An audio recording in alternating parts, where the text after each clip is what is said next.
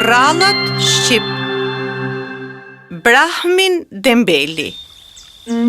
Një herë e një kohë jetonte një brahmin në një fshat. Ai jetonte atje me gruan dhe 2 fëmijët e tij. Brahmin kishte një stil jete shumë ndryshe. Çdo mëngjes ai zgjohej, lahej pranë pusit, kthehej në shtëpi, hante dhe binte të flinte përsëri. Brahmin kishte gjithçka në jetë.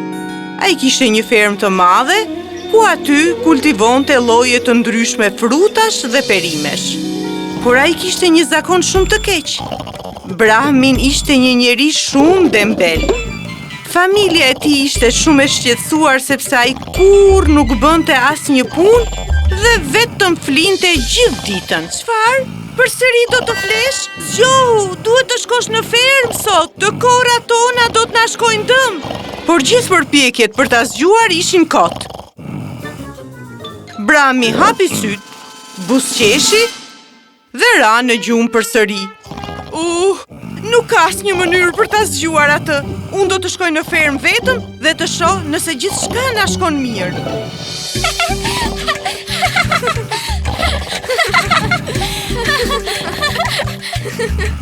Menjëherë pas kësaj, fëmijët filluan të bëjnë zhurmë nëpër shtëpi dhe ai filloi të luante me ta.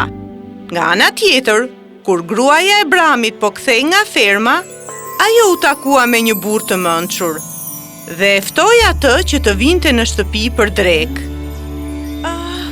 O burri mençur, kam një kohë të gjatë pa ju takuar. Dgjoj, a mund të vini në shtëpi me mua? Ju lutem, më jepni mundësinë t'ju shërbej. Je shumë bujare, bia ime. Unë të jap të gjitha bekimet e Zotit. Shkojmë. Kur gruaja e Brahmit u kthye në shtëpi, ajo tha: "Sa mirë që nge zgjuar. Të lutem, dil në obor dhe shiko pak.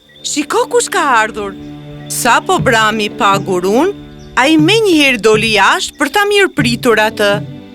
Burri dhe gruaja e pritën mikun shumë mirë. Shtrua një drek të mirë e të bollshme. Pas drekës, Brahmi filloi t'i masazhonte këmbët e gurus. Burri urt ishte shumë i kënaqur me shërbimin dhe shpirtin e tyre të madh. Ai më pas kërkoi nga Brahmi të kërkonte çfarë të donte. Më thuaj birë, cila është dëshira juaj? Unë do t'ju plotësoj atë cila do që t'jetë. Guru, dëgjoj, unë kam vetëm një dëshirë.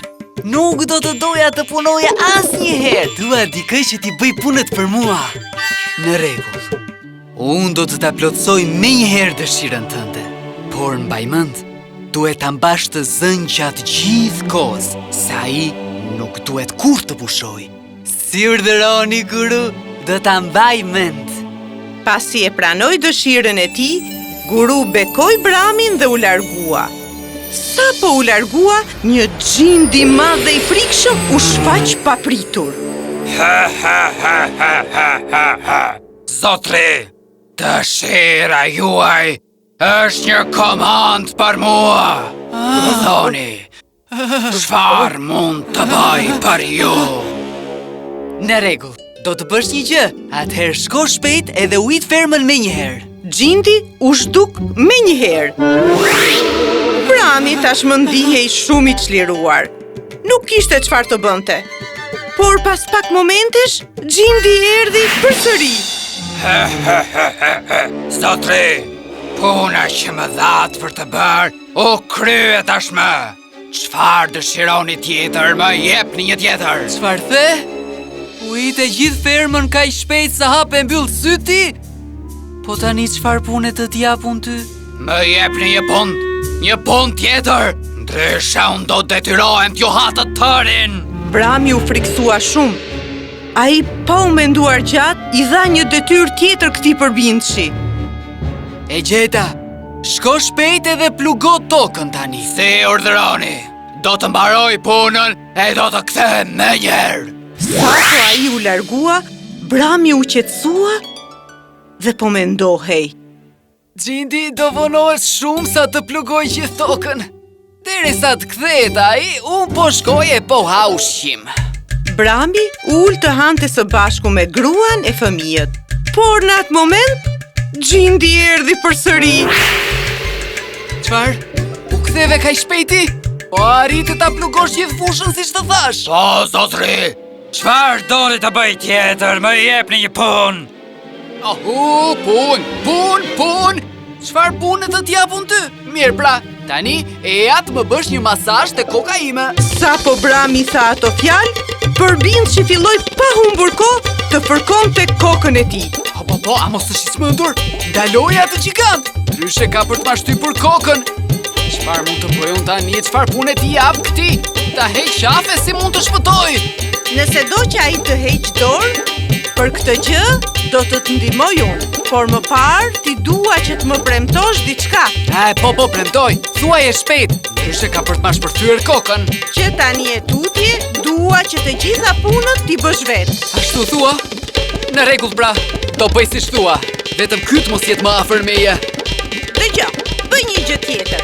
Mjaft luajtje me kokën e këtij. Qeni ynë moti ka përdredhur bishtin. Ti shko dhe drejtoja menjëherë. Dëshira juaj urdhër për mua! Do ta mbaroj menjëherë! Duke parë gjendjen e burrit të saj, gruaja filloi të qeshte. Gjithmonë të kam thënë, një ditë do ta pësoje për shkak të dembelizmit tënd të madh. Ja, shiko tani ç'të gjeti. Mirë, mora atë që meritova. Por ai do ja drejtoj bishtin motit edhe do të kthehet shumë shpejt e unë. Çfarë të bëj unë atëherë? Po çfarë thua kështu more burr? Po kush mund ta drejtoj bishtin e motit qenit ton? Më beso, ai do përpiqet ta bëj gjatë gjithë kohës, por do të jetë krejt e kot. Nuk do të mundet.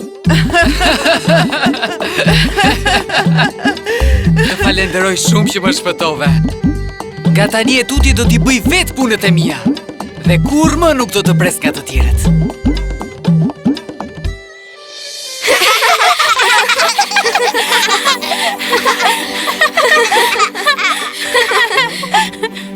Më thoni, përse po qeshni? Asgjë, po qeshni me Mbram Dembelin. Ishte shumë përqeshur. Aha, pra tani e dini cili është rezultati kur nuk i bëni vetë punët. Fëmi, tani më thoni, a jeni gati ti mbaroni detyrat e shtëpisë vetë fëmi? Apo mos vallë dëshironi që dikush tjetër ta përfundoj atë me magji për ju dhe ta pësoni si Dembeli, Jo, kur? Jo, kur?